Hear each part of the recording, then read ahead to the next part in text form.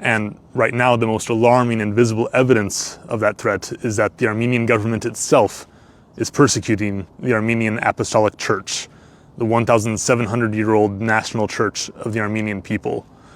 Right now, there are 4 bishops in jail, all on trumped up or fabricated charges. There are also about 24 other people in jail, including supporters of the church workers, protesters who got in the way of the arrests of these clergymen, and even relatives of the clergymen.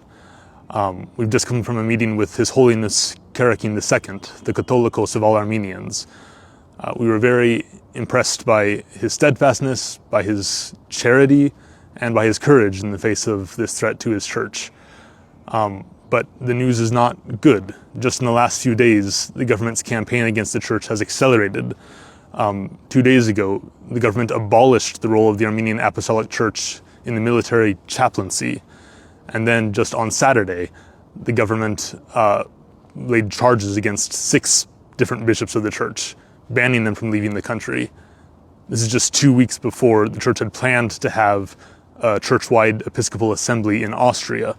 In Austria, not in Armenia, because it was no longer considered safe to hold the assembly in Armenia.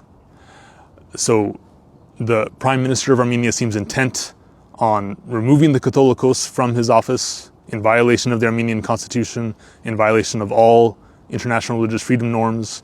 That is his expressed intent to so-called liberate the Armenian church from its duly chosen leader. And again, as I said, the Catholicos and his colleagues, his other archbishops, are showing great courage and great steadfastness in the face of this challenge. But it's also clear that they're quite isolated. There's been very little words of support from the international religious freedom community, still far less from Western governments and governments that claim to be interested in international religious freedom. So our message to you at the IRF Summit these 2 days is to take notice of what's happening here in Armenia. All is not as advertised, all is not well, and really one of the last bastions of Armenian Christian identity is under an existential threat.